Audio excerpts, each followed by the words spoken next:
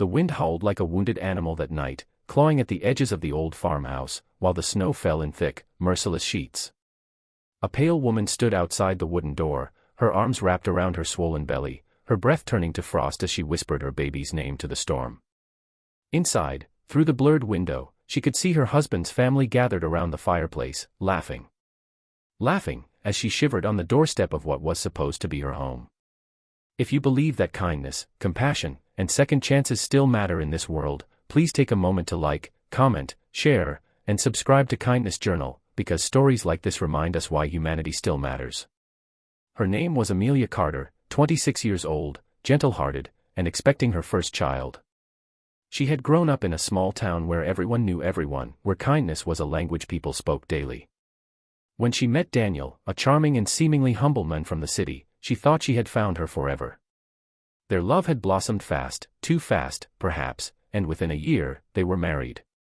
Daniel's parents, Margaret and Victor, owned a large countryside estate, and though Amelia had felt uneasy around them from the beginning, Daniel had assured her they'd grow to love her.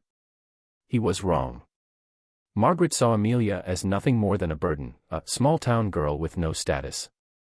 Victor, quiet but cold, never said much, but his silence was worse than words. They tolerated her presence only because Daniel had insisted on living with them for a while until their own home was ready. But as Amelia's belly grew, so did Margaret's resentment. The idea of her son's wife, carrying the first grandchild, should have brought joy. Instead, it became fuel for cruelty. That winter was the harshest in a decade. The snow had begun early, blanketing everything in silence and cold. Daniel worked late shifts at a nearby factory, trying to save money, leaving Amelia mostly alone with her in-laws. At first, the little insults were easy to ignore, mocking her cooking, calling her clumsy, treating her like a servant. But soon, the cruelty turned darker. Margaret would make her scrub the floors on her knees even in her 7th month of pregnancy, sneering, "If you can carry a baby, you can carry a mop." Amelia endured it all quietly, holding on to the hope that when her baby arrived, things would change. That the cries of new life might soften their hearts. But she was wrong again. That night, the storm came without warning. The sky turned black before dusk, and the wind began to wail. Amelia had been setting the table for dinner when she felt the first sharp kick from her baby. She smiled faintly, whispering, "Just a little longer, sweetheart." But before she could sit down, Margaret's voice thundered across the room, accusing her of spilling soup she hadn't even touched. "You're useless." Margaret spat. "You can't even do one thing right. My poor son married a mistake." Victor chuckled dryly, sipping his tea. "Maybe it's time she learns where she stands." They didn't mean it at first, at least Amelia thought they didn't, when they ordered her outside to cool off. She wrapped herself in a thin shawl, her body trembling from exhaustion, and stepped out. "Don't lock the door, please," she had begged, her voice small. But before she could turn, the door slammed behind her. The metallic click of the lock echoed like a cruel verdict. Snowflakes hit her face like shards of ice. She banged on the door, crying for them to open it, reminding them she was pregnant. But the only response came through the frosted window, the muffled sound of laughter. They were laughing. She could see Margaret's smirking face illuminated by firelight, see Victor's hand raise another cup of tea, and for a moment, Amelia thought she might faint from disbelief. She tried to move toward the barn, her boots sinking deep into the snow, her breath coming in short bursts. The world around her blurred white, and her mind grew hazy. The cold bit through her thin dress, and the weight of her unborn child pressed heavily against her ribs. Somewhere inside her, a tiny heartbeat seemed to grow weaker. She whispered to her baby again, her lips cracked and trembling, "Hold on, my love, just hold on." An hour passed. 2. Her fingers turned blue. Her vision dimmed. Then, from the distance, headlights appeared, Daniel's truck. When Daniel found her, she was lying half-buried in snow near the porch, her lips purple, her body limp but still faintly breathing. He screamed her name, lifted her in his arms, and rushed her to the nearest hospital, 30 miles away through ice-covered roads. The doctor said it was a miracle she survived, but they couldn't save the baby. The world went silent for Amelia that night. Her dream, her reason to endure, had slipped away before ever taking a first breath. When she woke up, Daniel sat beside her bed, eyes red and hollow. I didn't know, he whispered over and over, guilt tearing through every word. He had believed his parents when they told him she had run out after a tantrum. The truth hit him like a knife when he saw the frostbite on her skin. Amelia couldn't speak for days. Her body healed slowly, but her heart, never fully. Daniel wanted to move out immediately, but Amelia refused to go back to that house for even a single night. She left the hospital wearing borrowed clothes, the same shawl wrapped around her shoulders, her arms empty.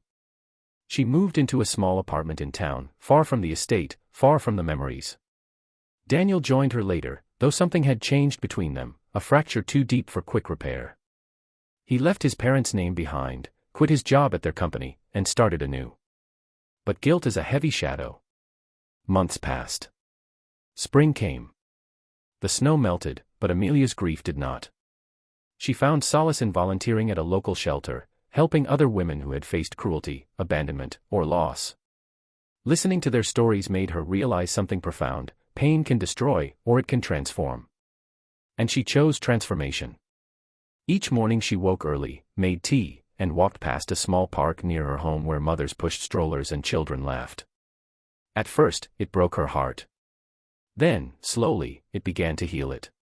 She started writing letters to her unborn baby, letters filled with hope, forgiveness, and love. One of them she sealed and buried under a blooming cherry tree, whispering, "You were my light. And because of you, I'll help others find theirs." Her story began to spread quietly through the town. People who had once pitied her now admired her strength. She spoke at small gatherings, encouraging women never to let cruelty define them. "You can survive the storm," she would say, "even when you're left out in the cold. Because kindness is the fire that no snow can extinguish."